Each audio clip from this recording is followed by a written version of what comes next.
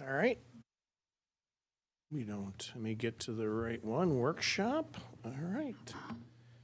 Thank you. At 5:15, we will start the workshop. Roll call, please. Councilmember Nordby. Here. Councilmember Woods. Here. Councilmember McKenzie. Here. Councilmember Schwer. Here. Mayor Monge. Here. Thank you. Can I get a motion to adopt the agenda, please? I'll make a motion. So move. Councilmember Kinsey. Second. Second, Councilmember Norby. All those in favor say aye. Aye. Thank you very much. City Manager Frandl, please. Thank you, Mayor. Two topics this evening. We're going to have department updates. The first one is going to be the electric department, and then we'll have Public Works to follow. I will turn it over to John Wick, our electric director. Thank you. Can you hear me good? Yes. Yep. So I'll do just a little bit of background about myself, the department, and then kind of dip into a few different topics. If you have any questions along the way, feel free to stop me. And if you have any at the end, I'll leave a little bit of time. And then I got my contact info on there. If you think of anything later, we can always talk on the phone, or you guys can come visit whenever you want. So, I don't have a mouse. Okay. So the first few topics, talk about myself, what it is to be a North St. Paul electric worker, how you become an electric worker, a little bit about our department, and then I have some pictures of the guys doing what they do. So, myself, I was hired in 2009 as a seasonal. I've been basically every position in the electric utility. Was a seasonal. I came on as a utility locator for a while. Then I was an apprentice lineman, journeyman, and then superintendent, and now director, all under Brian. I think I mentioned before that I owe a lot to Brian. He definitely taught me a lot coming up. I completed my apprenticeship through the city. We offer an apprenticeship through Northwest Lineman College. That's what all our apprentices go through. It's a 4-year program. We give them all credit for a year if they go to an accredited training program. I'll touch a little bit more on that in a bit. I grew up in the metro area. I'm from Forest Lake. I currently live there now with my wife and my 2 kids. So what is North St. Paul line worker? They service the electrical distribution system.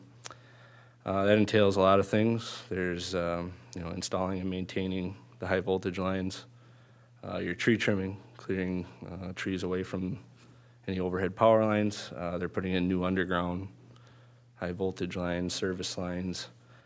We're changing out poles, equipment, working on live power. The guys all wear protective rubber gear when they're working on the high voltage. I have some pictures of that here. You're on call 24/7. There's always at least somebody from our department ready to answer the phone.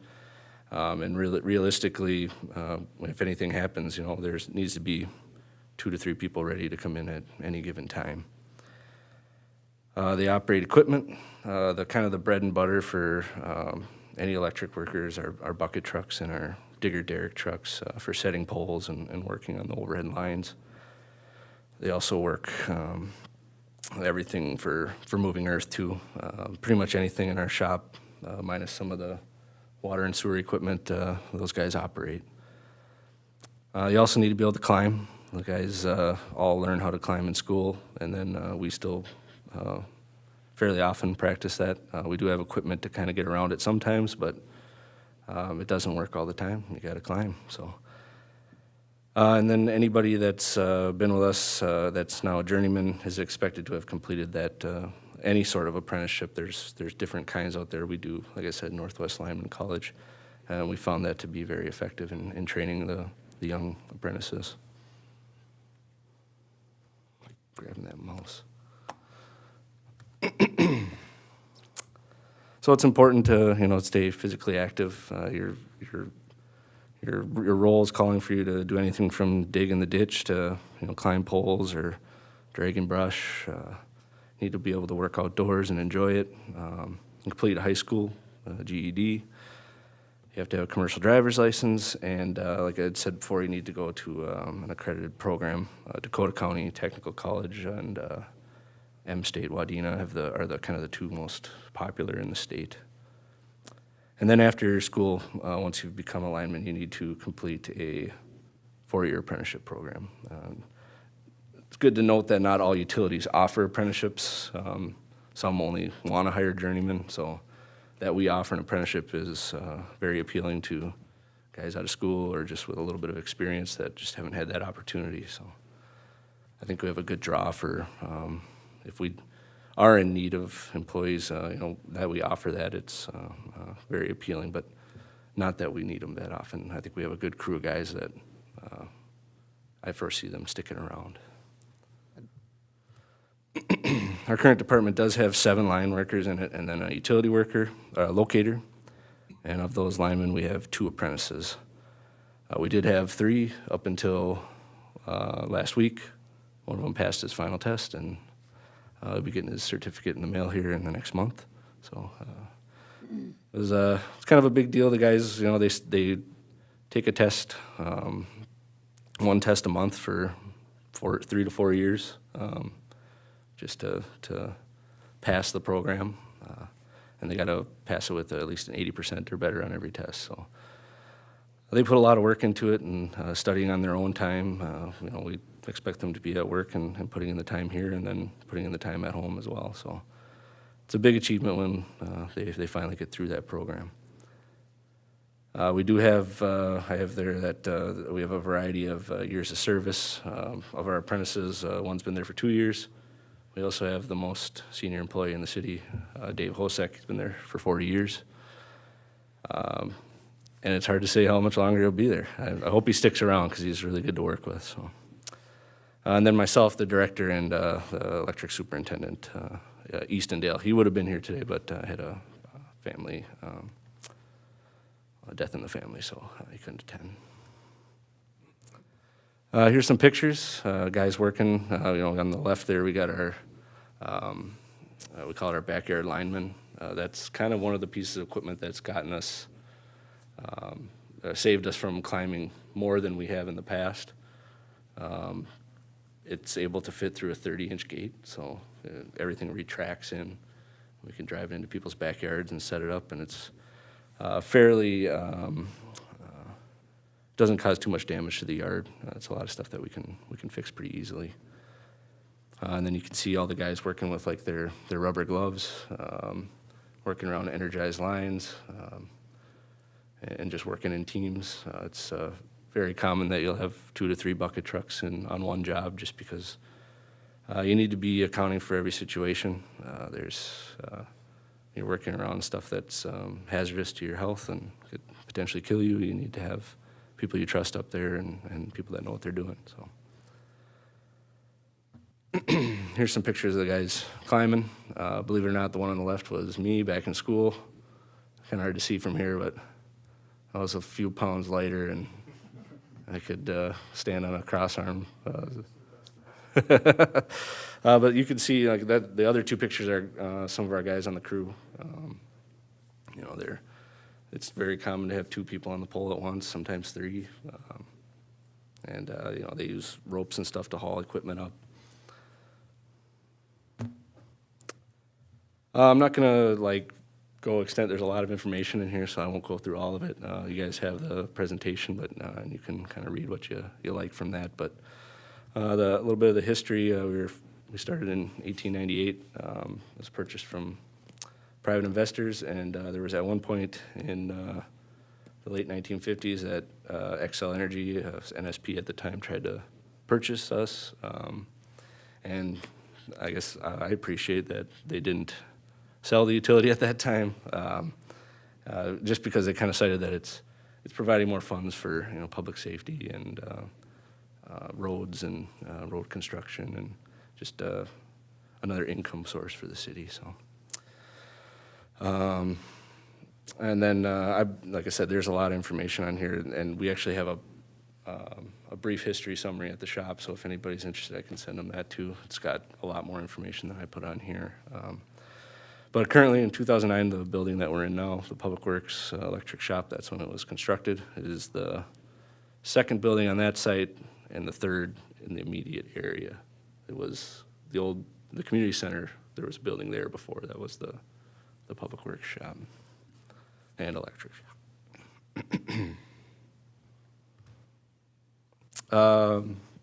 The streetcar maintenance garage. I'm gonna say there's, you guys might know more about it than I do, but, yeah, we have roughly 74 miles of lines, overhead and underground, high voltage. We sell roughly 71,000 megawatt hours a year, and revenue equates to about $12 million. We have, that number actually is off by about 89 because we just added the Article 7 building, but there's a little over 6,700 customers, mostly residential on our system. We have no industrial and no real big commercial customers either, so a lot of residential, and it's kind of that, I think, the small town feel in big city, so.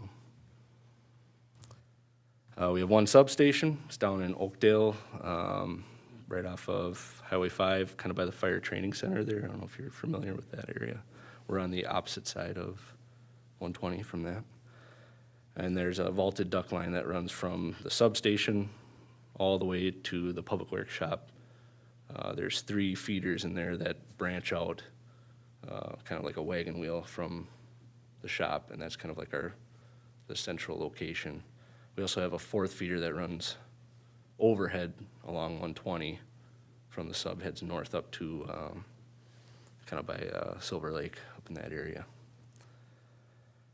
Something that I think is a really great use of technology, we utilize smart meters. When I first started here, we were still on, we had digital readout and mechanical meters, but they weren't smart meters. So somebody had to go around every month and get the reading. If any time there was an issue, we would have to send a lineman out to pull the meter, disconnect it. If, for non-payment, if they, in the winter, we had to put these bulky limiters on the meter so that it would cycle the power on and off. You're just putting people in harm's way by putting them in those situations.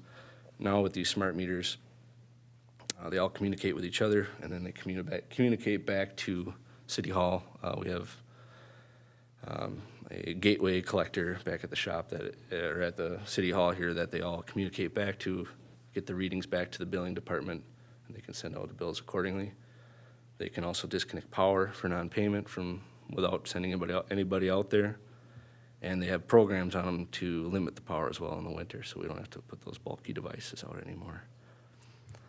It's been I can personally say from experience, and then I think I can speak for all the linemen, that they greatly appreciate them. It may have taken away some of their overtime, but their job's a lot more safe now because they're not put in that situation anymore, at least not very often. We do, That was, yeah, go ahead.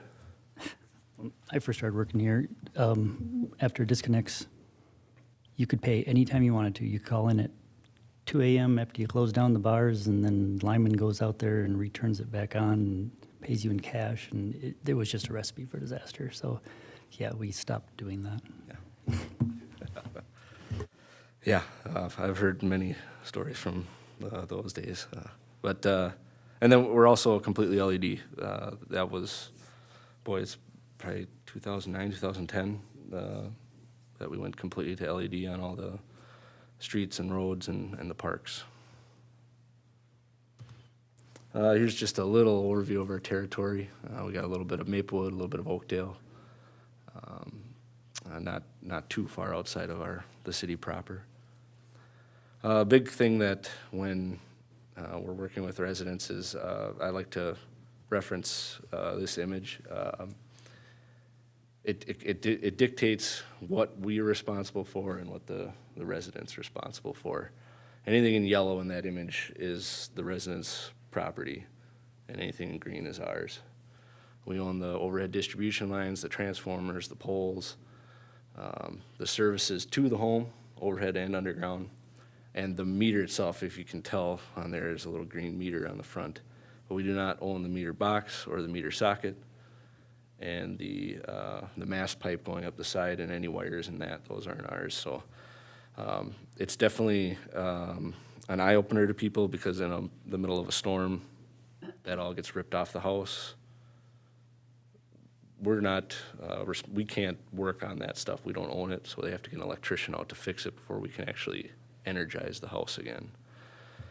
Luckily, most electricians out there, though they're not cheap, they will temporarily hook the power up. We'll hang it back on the house so that when they're done, they can get the power going right away again. But maybe one of the advantages of going underground with your service, and we do offer putting services underground for, I think, a very reasonable price. It's $650. But again, with that, there's costs on the residents' end that sometimes aren't seen. Their meter box needs to be able to accept our underground wires, and we only run 200 amp services underground. So if you have an old 100 amp meter box, a lot of times it won't take those wires. They're too big. And you have to have an electrician upgrade your meter box. So that costs more than having us come in and put the wire in. So a lot of people are real gung-ho about getting that service in, but you have to kind of explain to them there's maybe more to it. And an electrician is good at, they're sometimes a good salesman too, and they might talk you into upgrading your panel at the same time. And you're saving money, but you're spending a lot of money. So we always kind of go into it with a little bit of caution. Just people are very excited to have that done, and we want to do it for them because having the services underground, while there's advantages and disadvantages, those storms don't really become an issue anymore. So we just want to see it happen.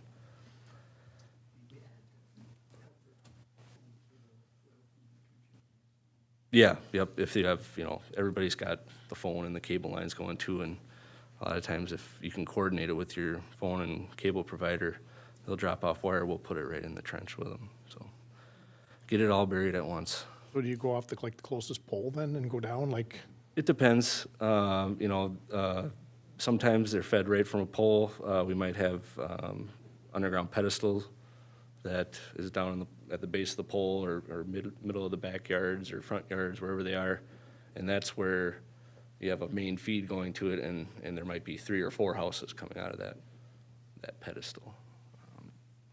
We try to put pedestals at the base of the pole as much as we can, just to kind of gear towards the future. Like if there's a bunch of overhead services coming off that same pole, well, people are going to want to go underground eventually. We need to have somewhere to put it. We can't just keep going up the same pole and just clogging that pole with services. So that's one way to kind of mitigate the clutter on that pole. So if there are other overhead services on that same pole, do we rent out space on that pole to cable companies and phone companies and stuff like that? Is that essentially how that works? That's correct, yep. Okay. They get charged per pole attachment. Okay. And they're, For Quantum, they just installed our high speed now, so. Is that far enough? Yeah, I've got all Quantum fiber now. yep, they all. Close. Yeah, that's, you'll see again this summer, plenty of lumen going in underground. I'm sure you drove around the town last year, maybe even the year before, and saw they're digging up the ground everywhere. They're putting fiber in all over town, so. I don't remember what we had a conversation with them. I don't remember what their ultimate end date for it all was, but everything was going. They're gonna do the entire city, so. Oh, the copper's failing, so they got to do something. I suppose, yeah. All right. And I don't have to go into all these, but this is kind of some common stuff when you're driving around that you might see. Everything new we put in is typically in the underground. It's the green transformers on the top. The smaller ones, more of a residential single-phase pad mount. And then to the right of that, that's more of, you'll see that by apartments and commercial buildings. It's supplying 3-phase power. So if they have big motors or, rooftop units that need that 3-phase power, that's what's supplying it. And then some of our bigger cabinets, like the switching equipment, it's called a switch gear. It's a way to switch main circuit feeders and to fuse lines coming off them and protect them. and to feed, other parts of town off of that piece of equipment. They're all over the city. We're slowly working to, they have what's known as a live front configuration on them. So when you open that door, there is live equipment right in front of you. And we're moving to dead front on everything. So I'm sure you could get creative and shove your hand in there somehow, but from the outside, when you open the doors, everything is de-energized. There's energized equipment within the switch, but it's all encased inside of it. Squirrels haven't figured out a way to get in there yet? I've seen possums. Really? They haven't got into lines, but you open it up and they're just laying down by the warm wires down there. That's happened. But definitely less squirrel stuff when you got to go underground. So, real quick, we had already kind of touched on the pole connections, but you can see in the middle there, the top lines are us. The next one down is us, and then everything below that, the bigger stuff, that's the phone and cable companies. Big misconception. We get a lot of call-outs for low-hanging wires. You got to take them all seriously, but a lot of times you can kind of tell by the call, but you still got to go investigate. So, if power is not out and a line's almost touching the ground, it's usually an indicator that it's not ours. Again, there's a lot of information here that I could spend a long time talking about, but we're part of an organization called MMPA. It's our power agency. We were one of the original members with, I think it was 7 total cities. Now there's 11. The goal of that was to not be so reliant on Xcel for, that's who we purchased our power from. Now MMPA is who provides our power. We can compete with Xcel. We can, oftentimes our rates are lower than Xcel's. It's all dependent on, if they have any big rate adjustments or, the time of the year. But that was the goal of that. But now, it's even evolved to, with all the mandates for renewable energy and state statutes for conserving energy, we utilize MMPA to help us manage those programs and to achieve the goals that have been set for us. I'll touch a little bit on it, but definitely I think it's been a great benefit since we became part of that. Not only are we independent from not relying on Xcel, but we're able to network more with other municipals. All those 11, they're all great utility leaders in those cities and people that have, I feel like I've been in the utility for a while, but I have not seen nearly the things that some of them have, and to be able to rely on some of them for information and just experience has been a great boon to us. We have many sources for electricity.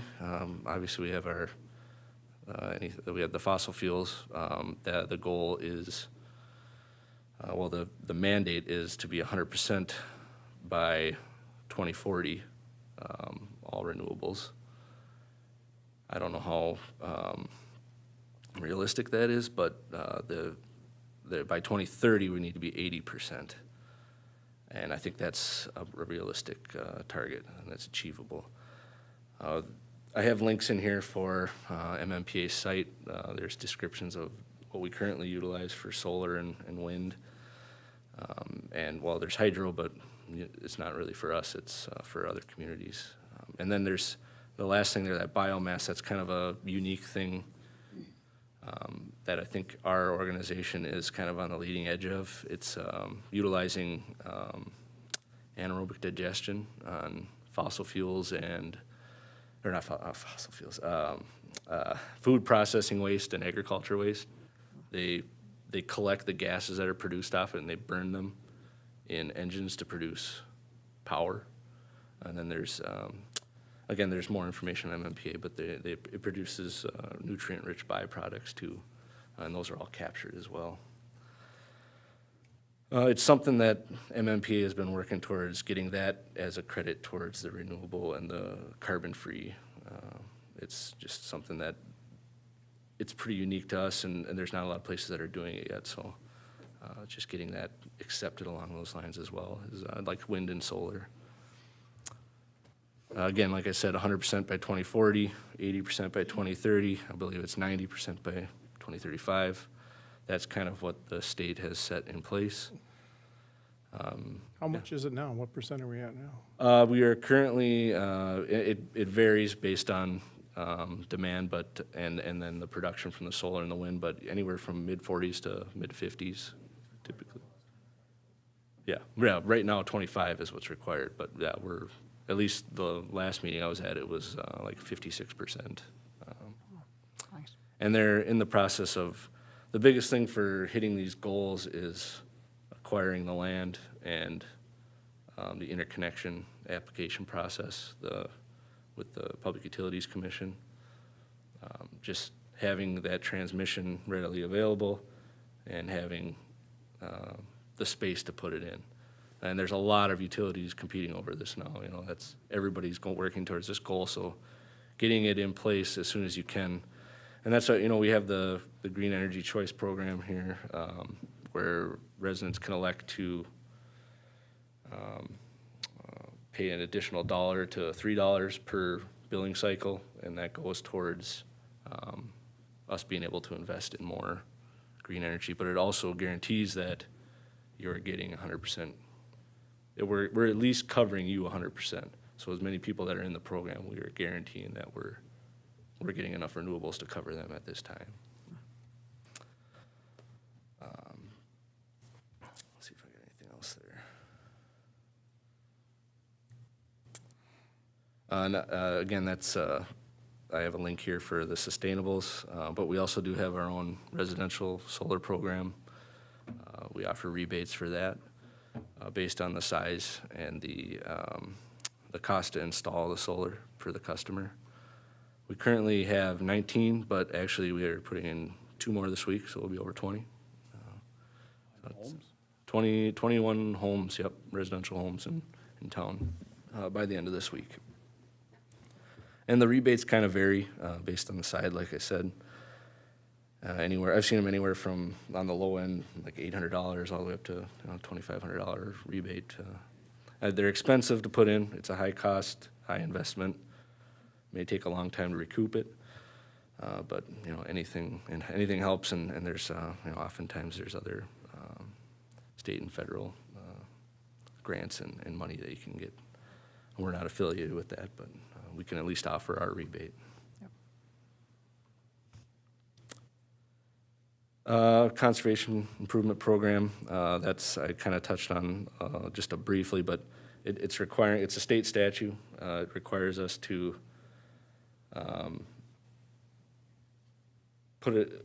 give rebates and put into saving energy on our system. 1.5% of our annual consumption, or kWh, usage, yeah, that's the right word. And then we also have to have it hit a low income spending. Again, that's managed through MMPA, but there's different things that we offer besides just, we have rebates for solar, we have rebates for LED lighting, retrofits, new construction, appliances, there's AC tune-ups, AC installs. Just most recently, we started adding the VFDs for, it's residential, but we'll be utilizing on the city wells. They're gonna get new VFDs. And we'll have was it 10,000, I think, or something? It was VFDs? like half the cost, I think. Okay. Was it? I can't remember exactly. Yeah. I don't know off the top of my head, but I think we were covering. Yeah, I thought it was at least half. Yeah. And it, you know, when it comes to city infrastructure too, then, you know, we have a little bit more leeway to put more money in towards it. But some of the things we offer, we have energy saver kits. I mean, if you guys are ever in City Hall and you just stop over at the finance desk or community development, get an energy saver kit. It's got LED bulbs, faucet aerators, smart power strips in them. We give those out to any North St. Paul residents. Yep, we just started, now they're down there, so should grab one on the way out. Air purifiers with filters, they're just more energy efficient air purifiers. And then in the holiday season, we do the holiday lighting strings, LED holiday lighting. Where do I get my air purifier? Right downstairs. You can grab one on the way out. Yeah, on the finance side, yeah. There you go. Yeah, there's, we have, Not today when I saw. I think we originally purchased 500 units and 500 filters. We have probably 175 left. They have probably 80 of them downstairs, so.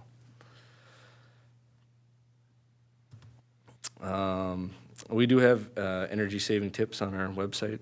If you're ever on the city site, and there's a tab on the electric for energy savings. We recently added, there was a great resource from City of Elk River, had a good flyer that had breakdowns of, what an average appliance is doing, what rooms in your house are costing you what in power, things you can do to shore up, having better insulation value, or how you can track your consumption. It gives you a way to calculate your consumption based on how much you're using and how long it's been. It's a KWH calculator. But basically, I think that the main thing comes down to utilizing some of the stuff that we offer, in those eco kits, replacing incandescent bulbs with LEDs. The faucet aerators are a nice addition. They're saving you on not only how much water you're using, but heating the water. And then these smart power strips, kind of good and bad. There's, they're meant to, certain parts in the plug will shut off if you turn the power off to that unit. It'll just kill the power to that, so you don't have any parasitic draws. But now with all the smart technology out there, smart TVs, it all needs to be running all the time anyways, so there's give and take with that. All right, I'm almost done. Some of the challenges that are facing us going into the future here, we've got supply chain, material costs, they're kind of hand in hand, and then your grid sustainability. I think that's pretty prevalent with the e-vehicles, and I'm sure you've seen in the news and in recent years the data centers popping up everywhere. I'm not sure if we're that concerned about them popping up here, but they affect everybody, so just a little bit on that. The supply chains, we're still seeing 1 to 2 year lead times on critical pieces of equipment. It's just causing us to have to, plan better and that's, on the consent tonight, for those pad mount transformers, that's just, they still take a while to get in, so we gotta get them in, we gotta make the order now, so. And it's causing us to, sometimes reach out to distributors we haven't worked with in the past. There's goods and bads with that. You might be making a good connection for the future, but you're also taking a risk with something that, you might be getting a product that you just haven't used that brand before, and you don't know really what you're getting there. We're also seeing a lack of bids and quotes on certain items, and we have contractors that come in, put our conduit underground. They won't even bid it because they know their price won't compete with another company's.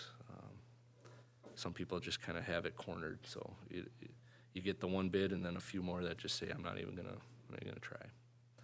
And unfortunately, I think that's the new norm. I don't see it going back to the way it was anytime soon. But that's just, it just causes us to have to try and plan better. Again, with material costs, it's the same thing. I think it's kind of the new norm. They're still high on crucial pieces of equipment, double to triple the cost they were 3 to 5 years ago. But the prices have kind of stabilized. They haven't been hiking back up from the last couple of years. But then again, how are the tariffs and all that impact that stuff? I think in speaking with other utility heads, it's they all have kind of different approaches to it. Some are saying they want as much as they can get on American soil now, or even before these went into effect. But, you know, what will it lead to? Will it lead to, you know, more local manufacturing? Will it lead to more partnerships from overseas? It's hard to say at this time, but I think for us, for our size, and for what we plan each year, I think we're still doing good, and the way we're operating can continue. But some of them bigger utilities, that's definitely something that they have to take into consideration. So I do have on here. Let's see here. I had something on grid sustainability. Yeah. So our current infrastructure in the city, I think, is well suited for increased demand for, you know, EV chargers. We have extra conduits in place for adding in the downtown area. I think the biggest thing is looking at site by site basis. Does a transformer need to be upgraded in that location, and how often is that going to happen going forward? And you know, it's not a huge cost time and time again, but it'll add up. Just, you know, being prepared for that. Let's see here. I did mention data centers. You know, something I just doing a little bit more research myself on them, but you know, on a peak consumption day here in North St. Paul, we might see 7 megawatts of usage. And on an average, like 100 megawatt data center, they don't typically run at 100% capacity. You might see 10 megawatts a day. I mean, that data center is more than our entire city. That's just the reality. And you know, you kind of look at they've got maps out there for the United States where, you know, I think it was with Northern Virginia kind of leading the way where everything kind of started in there. There's, I don't know, 10 to 1, all the data centers are there. But Minnesota's kind of on the lagging edge, I think. But even some of the communities that we're with for MMPA, they have data centers, and they have data centers going in, or there's talk of them going in. Again, I don't know where one could ever go here, but Could I add to that? The actually last council meeting you guys approved, we updated the weighted voting conditions that we have through MMPA, and that's due to there was one of the cities that was looking at a data center that if they were to move in, they would have more than 50% of the power combined of all the 12 cities that are in our power agency. I mean, these are sizable loads, so yeah, they're out there. yeah, I think with the current weighted voting, the biggest cities just over 25%. Shakopee is in our organization. But yeah, if one of those, like I said, one of them data centers, more than just us, so. Well, Rosemont, they're looking at that one for Amazon. I think it's Rosemont. They're looking at putting that one down there. Yeah, I think the one in Chaska was Cloud HQ, and it all kind of I could talk about them too for a while, but it all depends on, you know, what's the risk to the utility, is this a reputable company coming in? Because a lot of times they're building it, and they're not the ones they're just, you know, leasing it out to other companies to come in there. Are they going to fill up? Are they going to use what they say they're going to use? And how much are you investing towards, how much risk are you putting into it? So there needs to be, you know, there's a lot of, it's a big process. I mean, they've been working on that Cloud HQ one for 6 or 7 years now, just to try and get everything in place to mitigate risk to the utility. And when it gets to that size, MMPA kind of steps in as, it's not just the city working toward it, it's the organization working towards that. But anyways, yeah, like I said, we can have conversations about it all we want. If you guys want to call me or stop by the shop anytime. Just to kind of close things up, I got our short-term and long-term, at least my own personal for the department. Short-term, I'd like to start looking into utilizing new technologies. We have digital mapping currently. It's something that we're working on with WSB to improve. I want it to be something that the guys can utilize in the field with with use of like iPads and stuff like that. Right now we do paper. It's good. The guys love it. They can read it good. But it's just, it leaves, there's so much more information that could be at your fingertips. You know, if we had good digital mapping, you could click on a pole and see everything you need about what's on that pole, you know. Something that we've recently looked into is drones. Utilities utilize them for, we do pole inspections every year. We send a crew out, they're checking the poles on the base, but they're also, anyone they can set up and go up on, they're going up and they're visualizing the entire, anything rotten on the top, is there anything broken, needs to be fixed. And with a drone, we could set up at the end of the block and drive the entire block, checking out the top of every single pole. They also have thermal imaging, where we could check out hotspots at our substation or on a pole-to-pole basis, just see if we have any bad insulators or anything that could be a critical failure in the future. We do have one at the sub, or for using at the sub, yeah. Yeah. Just something that, like I said, it's all stuff that I think would be cool to venture down. Time of use metering is something that I've seriously considered. That's other utilities in our power agency, they utilize it. It's essentially for people, mainly with e-vehicles. It's dedicated service for that vehicle, and they get lower rates in the middle of the night. We don't have a program currently for that. But definitely something that I've done some research on it, and we have, like I said, other utilities in our organization that utilize that program currently. So I want to keep exposing our apprentices to new challenges. Just recently, we sent some of our guys down to Florida to work at the tropical storm Milton. It was the first time in quite some time we've done mutual aid. We've done mutual aid within the state in the past, but I think this was the first time that I can recall that we've done anything out of state.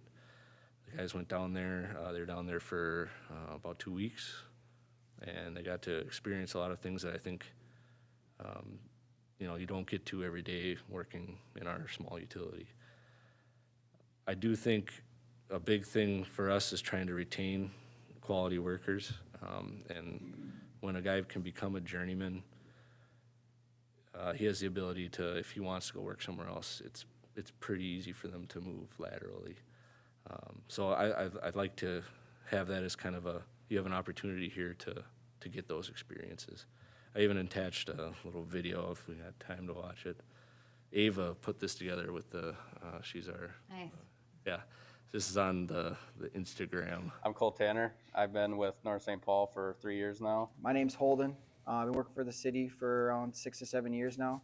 Sunday the 6th, our boss, John, he messaged us and asking if anybody was available to go down and do a line work down in Florida for the storm Milton. I responded right away, and then so did Cole. Next morning we came in the shop, loaded up the truck with everything. So we got this new Alltech bucket truck. It's a 55-foot. It's our first time bringing this out of town. We got dispatched down to Kissimmee. The storm actually didn't hit Kissimmee very hard, so we ended up having to sit on standby, but then Kissimmee reached out to us, and they said that they're going to release us and send us down to Orlando. And we immediately started working, fixing down phases and blown cutouts everywhere, a lot of trees down on power lines too. They sent us out to just investigate, so you have no idea what you're going to come into and stumble across. A lot of lightning, broken wires, downed wires. So a lot of the power lines that we stumbled across, there was crystallization, and you could see where the line was burning on the ground. Especially on the drive down to Florida, there was a lot of people recording, all the bucket trucks going down the road, giving us thumbs up, clapping, stuff like that. Some thank yous. Saw people with thank you signs. I'm just really grateful that the City of North St. Paul was able to send us down there. Not every opportunity that we get, we're able to go out because we're so busy here. Grateful for the experience, that's for sure. It was great to hear a lot of their stories when they came back, just stuff that they got to I'm Cole Tanner. experience down there. And definitely just look forward to, we're busy here, and if we can't send people, we can't send people, but, sometimes we get opportunities like that. I think it's a great thing to do, so. A real quick last thing here, long-term, And I think these are things that you're constantly striving for. I don't know what the timeline on something like it is, or if it's something that's even possible in my lifetime. But it's something I think when you're planning projects or you're working each year, you're always keeping these in mind to try and achieve that goal eventually. Entire system underground, there's a lot to that, but that's what we do each year. We're replacing old underground, but we're also installing new to replace the overhead. It kind of varies year to year and just, you know, what the age of some of the old cable is and what's realistic for us to go after. And with that, having everything loop fed, having the ability to, if the power goes out, we can quick redirect it from another direction. That's the case for almost all of our underground, but everything we put in is just, that has to be a priority, is just the reliability needs to be there. MMPA and us working towards 100% renewables. Again, like I said, that's a very steep goal, and we can have conversations about that, but I think the 80% and potentially the 9% are achievable. And then I'd just like to keep offering as many incentives and rebates as we possibly can. You know, we're surrounded by Excel. That's what we compare it to. And I think people, they're a big company, they can partner with different companies and different products. That's not really something we do, but they're able to offer these programs to people, and that's what we compare to. So I think anything we can do to try and offer whatever we can to try and stay competitive with them, I think is a great thing. So obviously within our means, but anything to help people, programs for residents, and then just to help people save money. So that's really all I have. Again, if you have any questions, you can always, we can talk now. We can definitely have phone call or email in the future, and then you guys can always schedule a time to come down and tour the shop. So Great. Appreciate it. Any questions? Thanks. Of course. The only question I have would be, like, if I decide I want to do underground, would we talk to you first, or an electrician, or how would I we? think a good path to go would be to talk to us, because we can go out there and tell you if you need to have that meter box upgraded or not. Okay, so start with that. Because sometimes even electricians will charge you just for their time to come. Sure. out. Now, We will not. let me ask you this, and do you have any electricians that work through the city that would be a price break for the homeowner? Do not. Not yet? Okay. And quick question with the underground too, so can everybody in North St. Paul get their line underground, or is there certain spots where it's still only aerial? I mean, it's possible. It's kind of a case by case. The 650 is the standard underground install. Now, if you have a basketball court attached to your house and your meter box is there, that's not a normal install. Sure. We have to either rip up that basketball court, or we got to find a way to go around it and relocate things. So it goes. There's times where we do charge by the foot. Sure. But the standard 650, that's for anybody.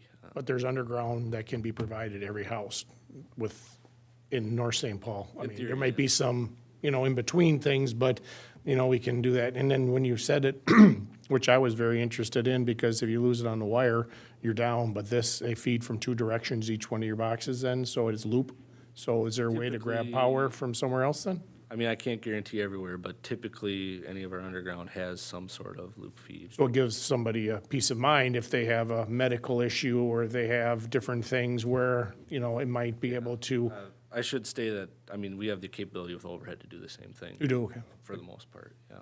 But that's not built in like When we do underground is. underground, it's more critical, because when there's failure on underground, we can't just put the wire back Splice it. together. Yeah. Go underneath, yeah. Yeah. yeah. Now, do they drill underground then? Do you guys have an auger that goes underneath property in that?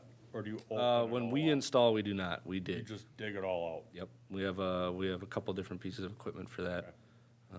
Walk-behind trencher is probably the least invasive, but we also have a little mini excavator that'll fit through a 30-inch gate as well. Just so you know, when they're talking about loop feeding, that's more the high voltage. That Yeah. is the loop feed. It's not the lower voltage. Yeah, you wouldn't to the have two house. lines going to your house. Nope, It'd- but it can yeah. help the other one, so it Yeah, would so grab if something on, happened on the high voltage, we'd be Yep. able to quickly Switch get you over. back on from another direction. which is a lot of, we have an older community, and there's a lot of, people that have machines they need, so. And it's definitely, there's a, I can talk for a while, but there's a process to, the people that have medical needs, like, they need to stay updated on our, so we keep track of that, but it doesn't, once you apply, it's not like it's there forever, so you need to keep, I didn't know we even offered that, so that's good we information. do too. have that, yep. Okay, So and there's a balance to that, because there's stuff, like, if we can get the power going in 15 minutes, we're not gonna go straight to that house, it's gonna get on in 15 minutes, so. sure. Yeah, you guys done a great job with that, so it's much appreciated. That's where today, especially a day like today, reliable, like you said, the different sources, but, we don't think when we turn on a switch or something, is it gonna happen or not? We know it's gonna happen, so I hope we keep that in mind when it comes to some of this new stuff, that it works. Yeah, Now, all of the new construction on 17th and Delaware, that's all going underground, right? yep, we have the conduit in place, we're, in February, the cabinets will arrive, and then we'll be able to start installing the wires. We installed wires there too early, and we had, a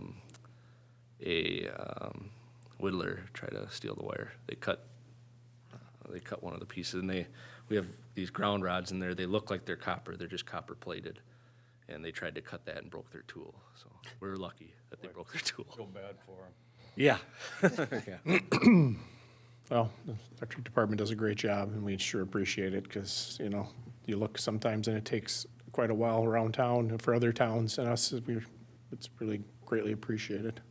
Thank you. Appreciate the feedback, thank you. Thank you. Thank you so much. Yeah.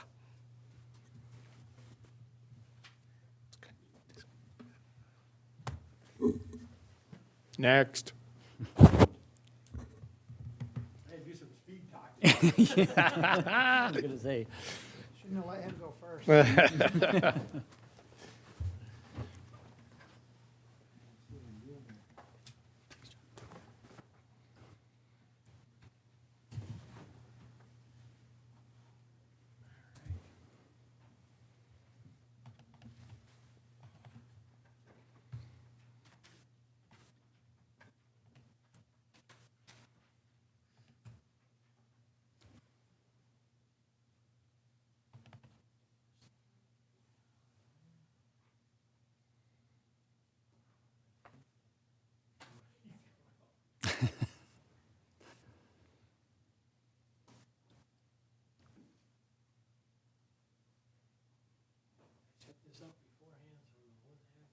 Here he comes.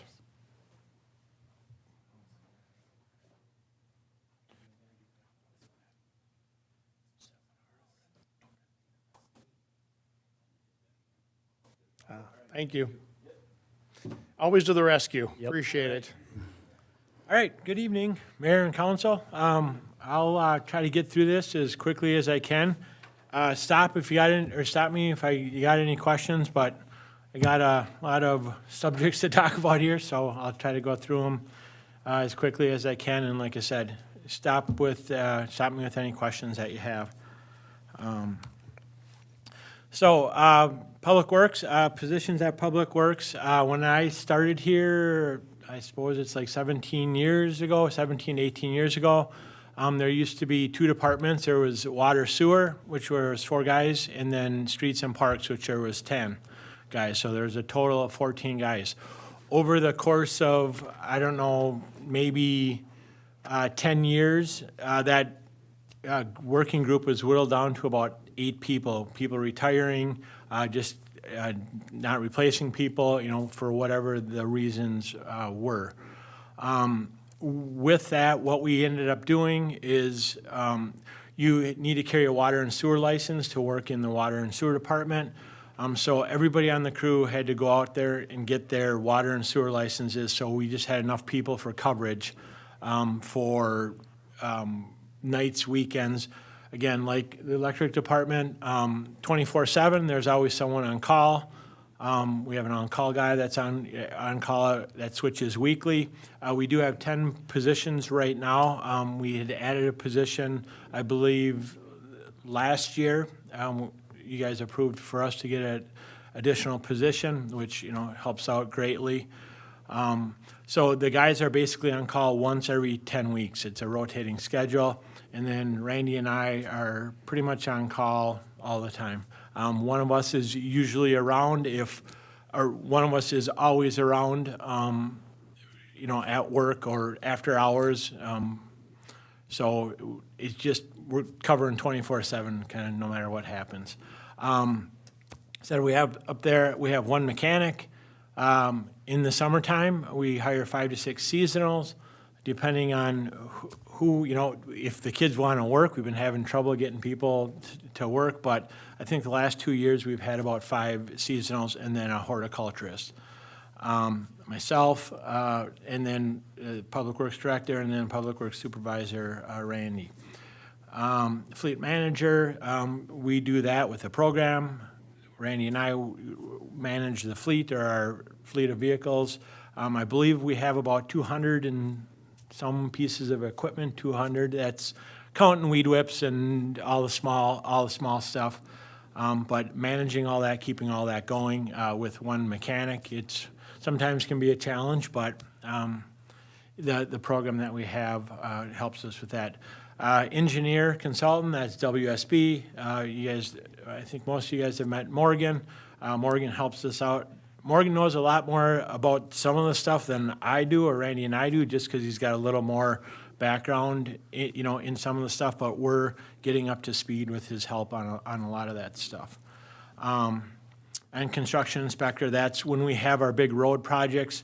WSB has an inspector that's on site, basically every minute that the contractor's on site, watching, keeping track of everything that they do. Our public works goals are to maintain, the core services to the highest level that we can. Streets, parks, water, sewer, sanitary sewer, storm, forestry, building maintenance. So each day with the 10 people that we have, that's on our best day, we have 10 people. We're kind of picking and choosing or prioritizing what we're going to do and what we're not going to do for that day. Most of the days, we have a morning meeting every morning to kind of dole out the work and make a plan. And there's a lot of days we go in a totally different direction an hour into the day, depending on what happens. So our guys have to be very flexible with what they do. Again, with the 10 people, we don't have separate departments. We're one department, and everyone has to have their water and sewer license, to work there. Basically, you don't have to have that when we hire you. You have to actually work in the water or sewer department for 3 years before they'll let you go take the classes and then take the test for that. So they have to have some experience, and that's a state requirement that they require. We try to take great pride in our work, get the work done in a timely manner, and then we try to be more proactive than reactive to stuff. But a lot of our job is reactive to weather stuff. Our streets, and again, I could talk probably just for a whole session on the street part, but we basically have a street rating that we do, that WSB does every year to rate our streets, to give us a guide to where we're going to look at spending our pavement management money, where our road projects are going to be, or where we're going to go.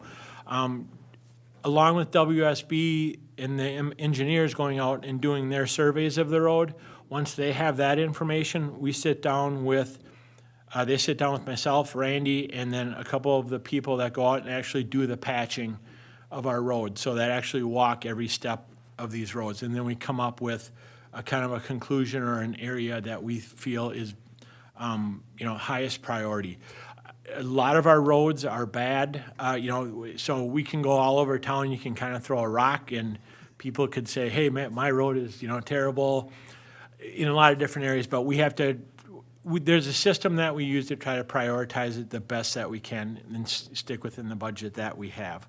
On a yearly average, we put down about 500 tons of asphalt. That's our guys basically shoveling asphalt.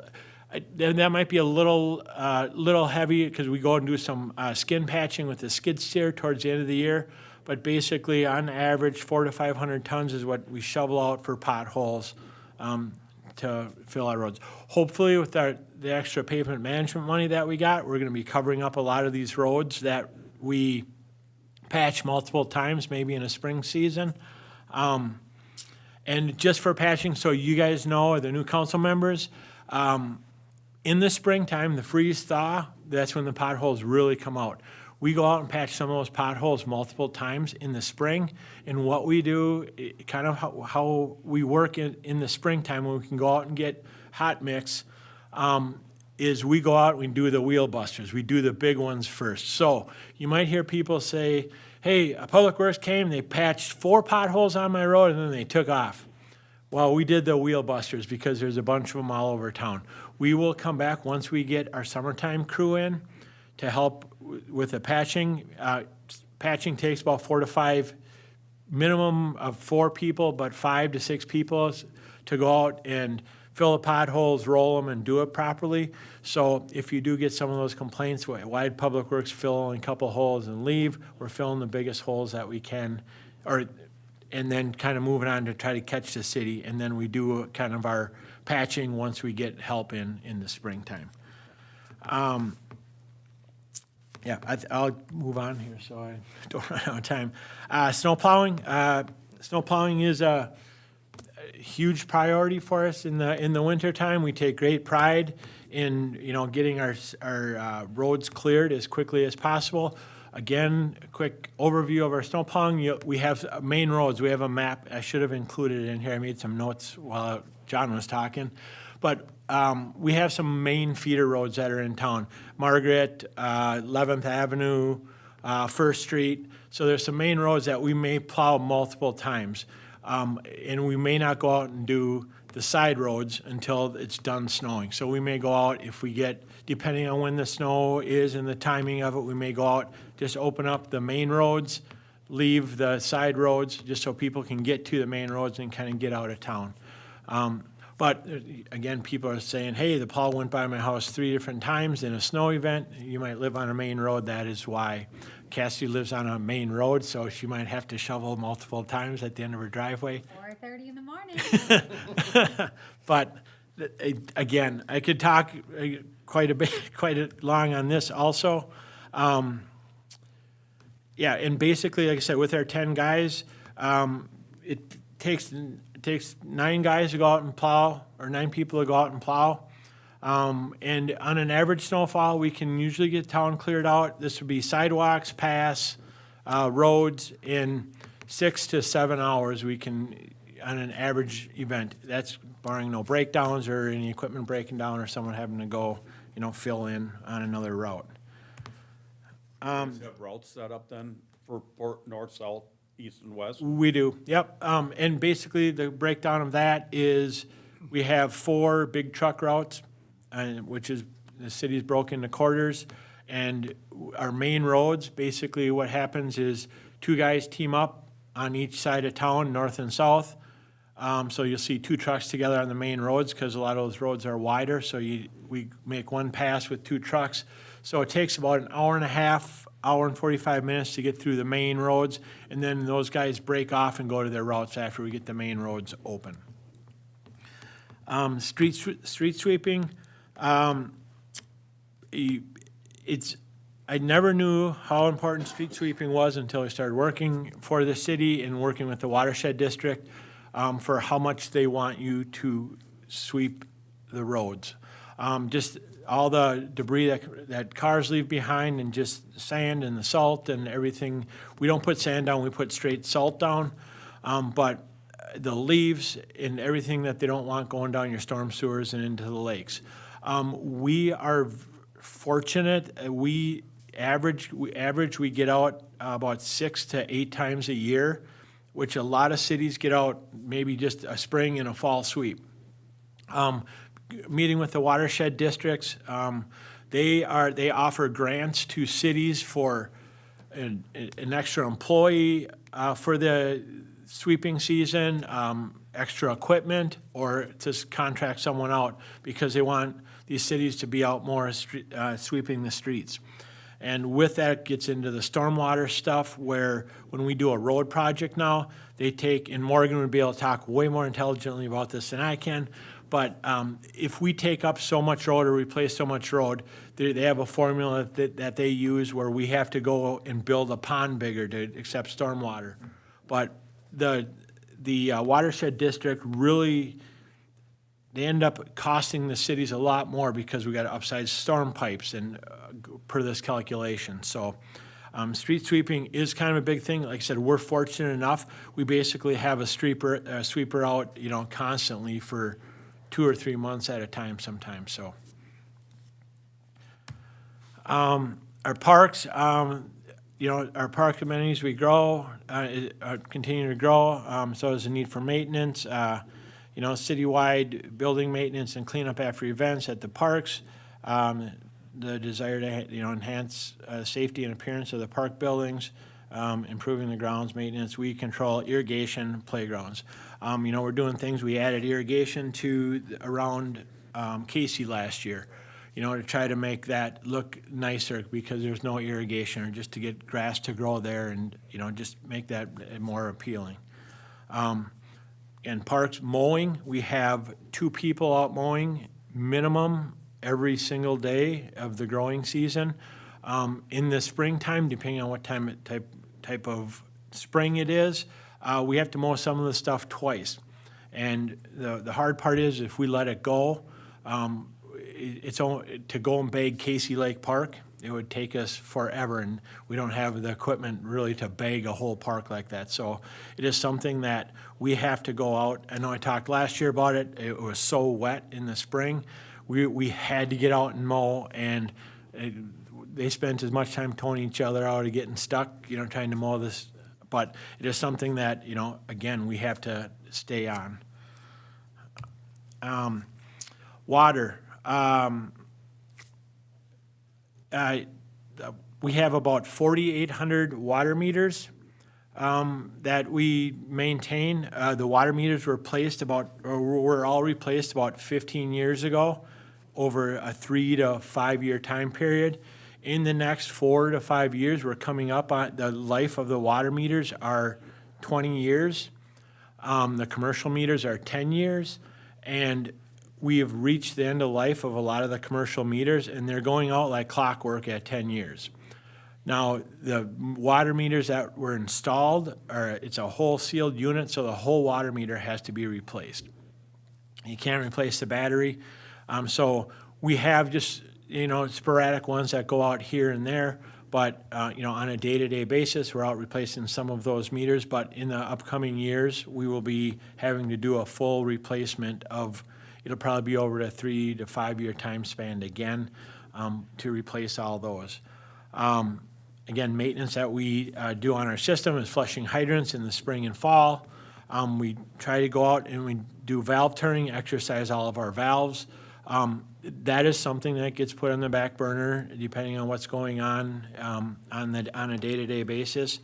But going out and exercising those, we can find, if there's bolts that are rotted off, if there's, any problems with them, come up with a list of stuff for replacing those. The lead service line inventory, I know we've talked a little bit about this, but that's a big thing that we're working on right now, is mandated by federal. The EPA wants all the lead service line to be replaced in the United States in 10 years, which it's totally unrealistic. But they started off by having to do an inventory for the city. We just turned our inventory in that we did, and that was where we had residents could go online, report what type of service line they had in their house, but we just don't need to find out what's in the house. We have to find out what's from the curb stop or the shut off in your yard out to the main. And they're even requiring us to excavate down to find out what those are.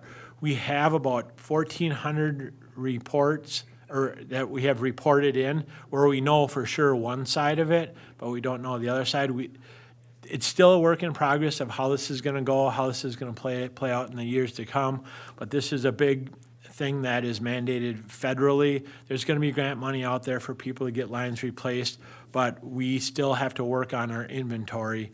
And then we also we do lead testing for water that we had houses, like 30 houses that we have to do once every 3 years.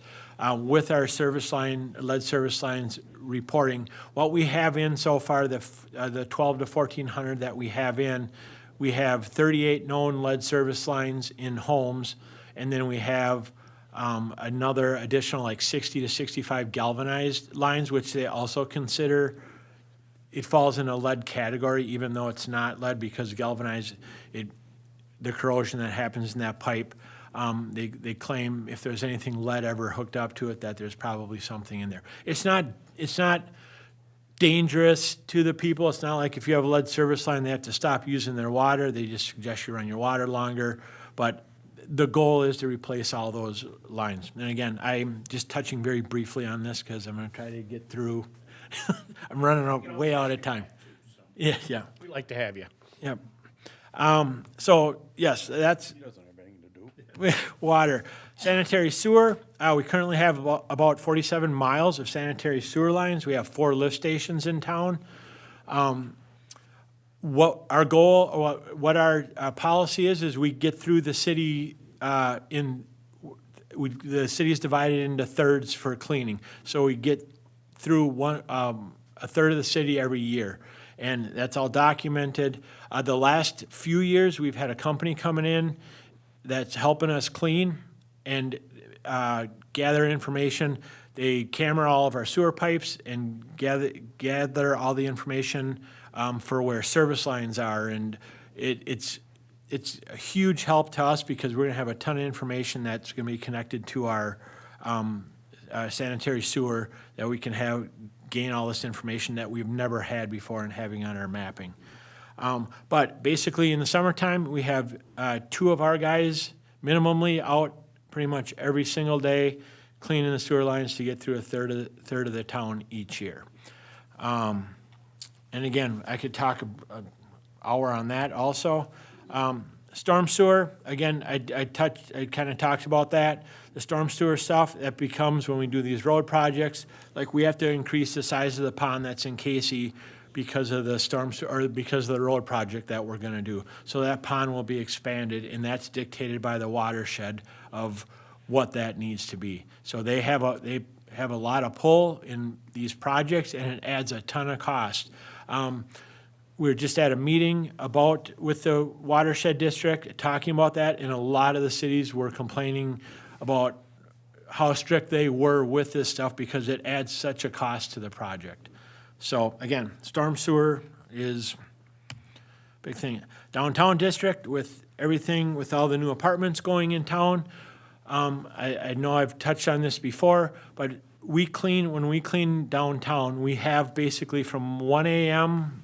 earliest to about 5 a.m., 6 a.m. to get the snow out of downtown.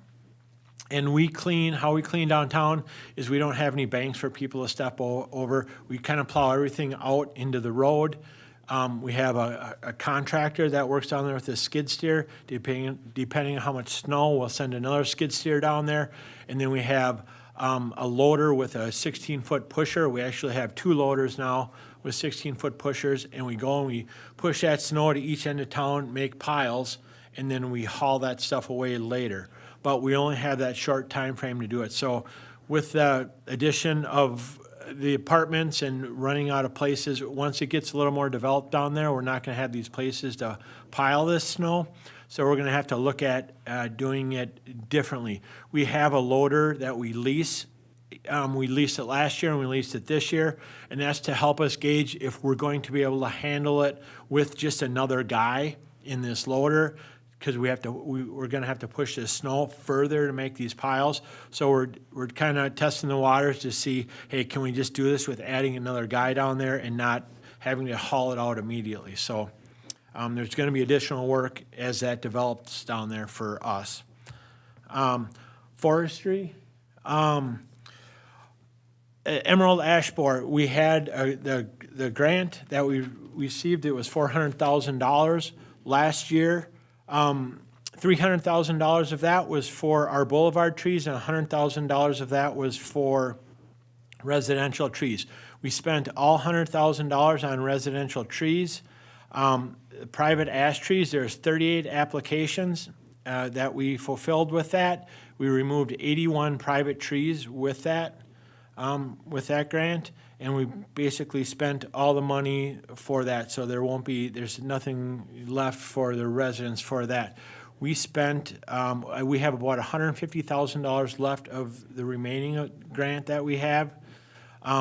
We removed 90 trees last year with that grant, ground the stumps, and planted 90 new trees with that. They came out and they do an audit to make sure, and they went to every single location, and because everything had to be GPSed and, just to make sure. But Dan just received the check I think last week or the week before of over $200,000. And they paid 90% of it. They withhold 10% of what we spent until the whole project's done, and then they reimburse you for the rest. But our goal is to do another 50 to 75 trees with this grant, the rest of the grant money. Our plan is to hopefully have it spent down this year. We have 300, so we started off with 1,500 ash trees that needed to be removed. It was a 10-year plan. We have 315 of the 1,500 remaining to do. We're treating 70 ash trees right now. They're mostly in parks. Just to buy us some time. They're eventually going to have to be removed, but they're just buying us some time with that. Again, I could speak a lot longer on this, but I'll go quick here. Mechanic shop, I talked a little bit about that. We have one mechanic, 205 pieces of equipment.